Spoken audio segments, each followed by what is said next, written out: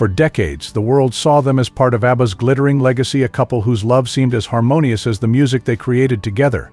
But today, Anni-Frid Lyngstad, better known as Frida, steps out of the shadows to share a side of the story few have heard.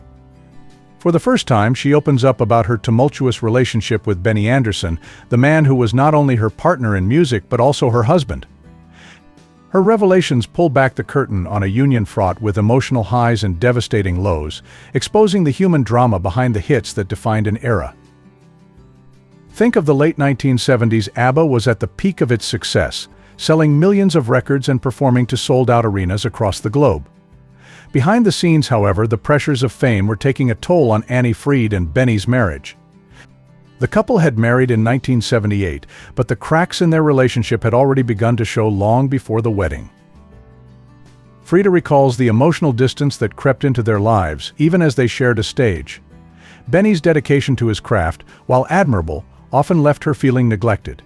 Nights that should have been spent together as a couple were instead consumed by endless hours in the recording studio. For Benny, music was an obsession, a world where perfection was non-negotiable.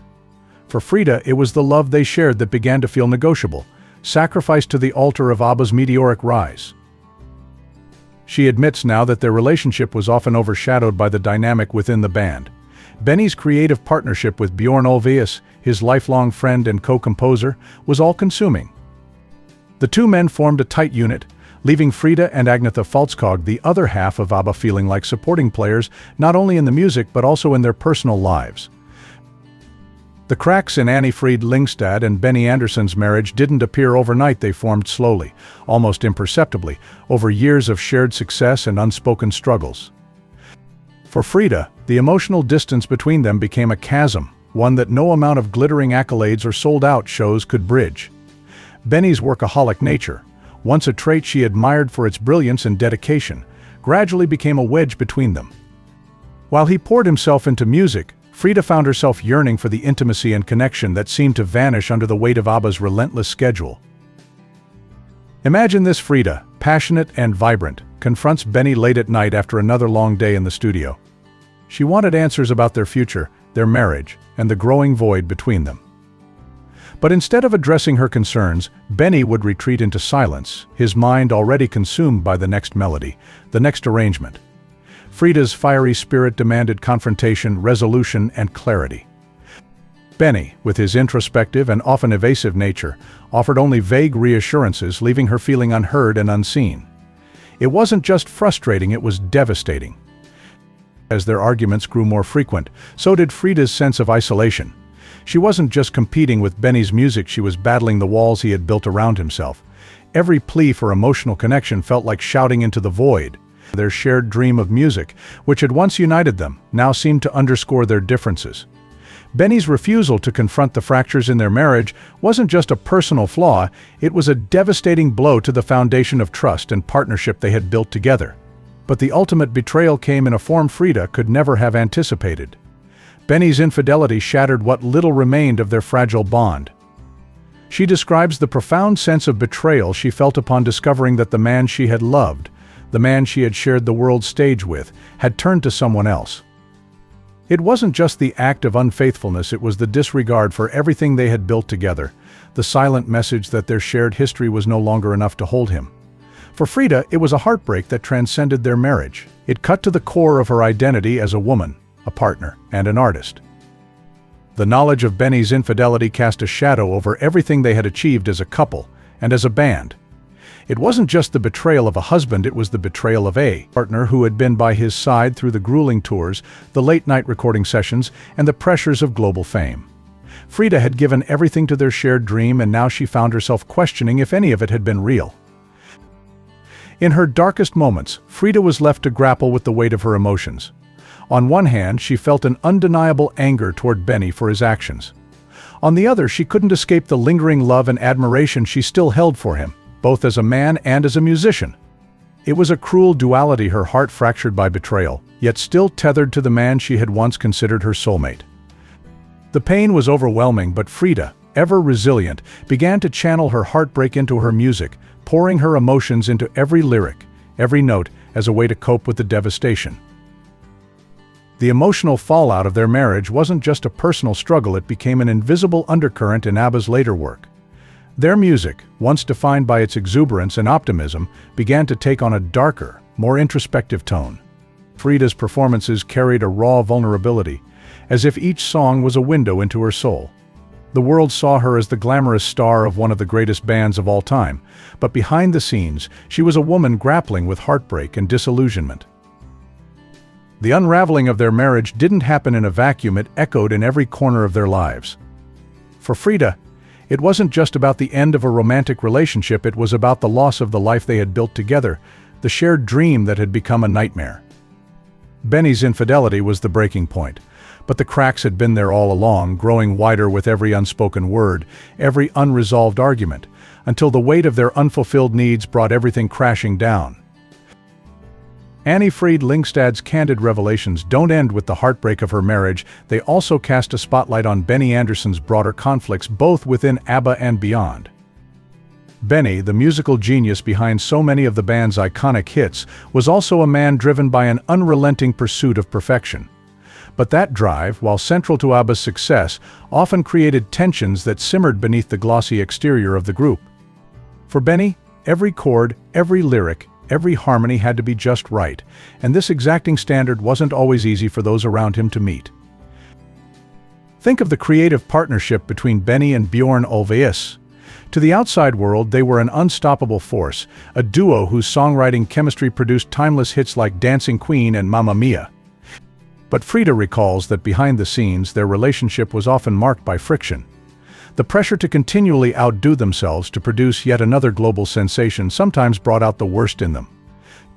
Benny, with his meticulous attention to detail, would clash with Björn's broader, more conceptual approach. Their debates in the studio weren't minor disagreements, they were full-blown standoffs, where each refused to yield.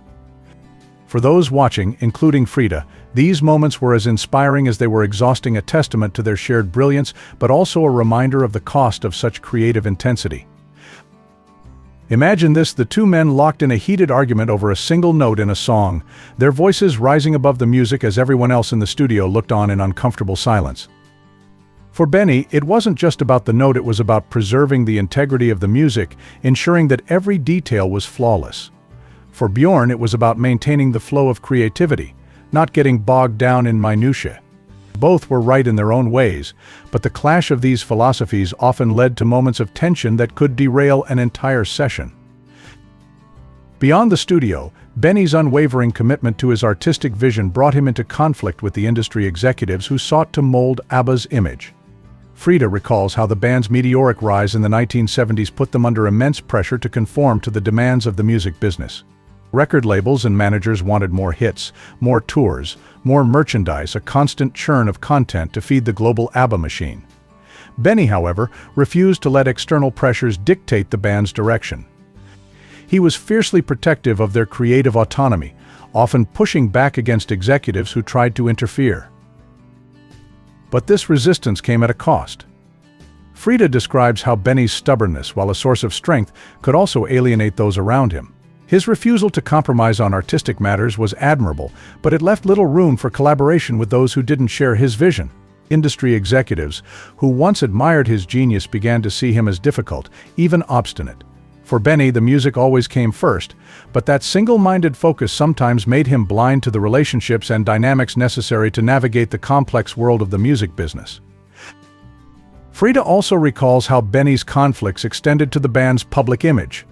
Abba was often seen as a wholesome, glamorous pop act, but Benny wanted their music to be taken seriously, to be seen as art rather than just entertainment.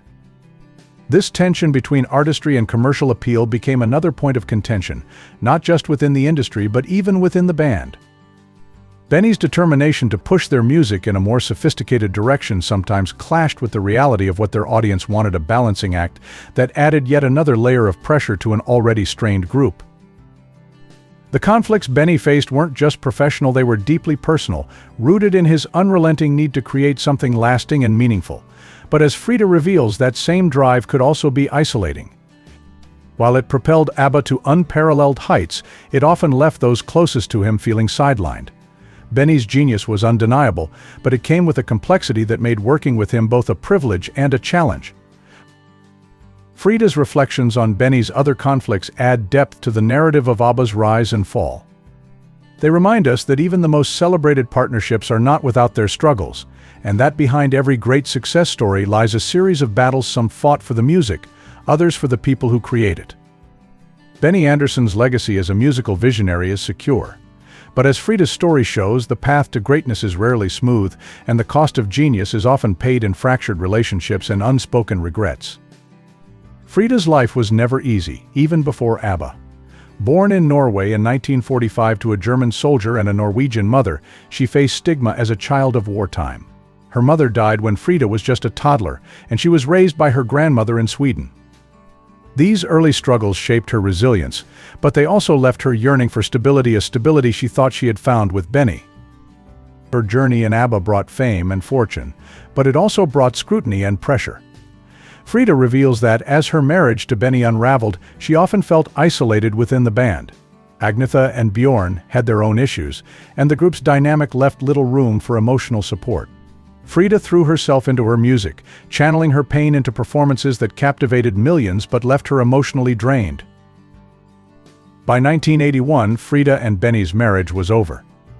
Their divorce, though less publicized than the split between Agnetha and Bjorn, marked the beginning of the end for Abba. The emotional fallout was palpable in their music, particularly on The Visitors, the group's final studio album. Frida describes the recording sessions as some of the most difficult of her life, with each note carrying the weight of unspoken feelings and unresolved pain. After Abba disbanded in 1982, Frida and Benny went their separate ways. Benny continued to work with Bjorn on musicals like Chess, while Frida pursued a solo career. She admits that it took years to fully process the end of their relationship, but today she looks back on it with a mix of sadness and gratitude. "We were two imperfect people trying to navigate an extraordinary life," she says, her voice tinged with both regret and forgiveness. Today, Frida and Benny share a cordial relationship. Their past conflicts have softened with time. Their work together on Abba's 2021 reunion project, Abba Voyage, was a testament to their ability to find common ground despite their history. Frida describes it as a healing experience, a chance to revisit their shared legacy without the weight of their past struggles. The story of Anni-Frid Lyngstad and Benny Andersson is one of love, betrayal, and redemption. It's a reminder that even the most glittering partnerships are often built on a foundation of human flaws and vulnerabilities. For Frida, speaking out about their conflicts is not about blame, it's about understanding. Her journey, both within and beyond Abba, is a testament to resilience, a story of a woman who faced life's trials with grace and emerged stronger on the other side. As Frida shares her truth, it becomes clear that the magic of Abba wasn't just in the music, it was in the humanity behind it. And while the songs will forever be remembered, it's the stories like Frida's that remind us of the price of greatness and the strength it takes to endure.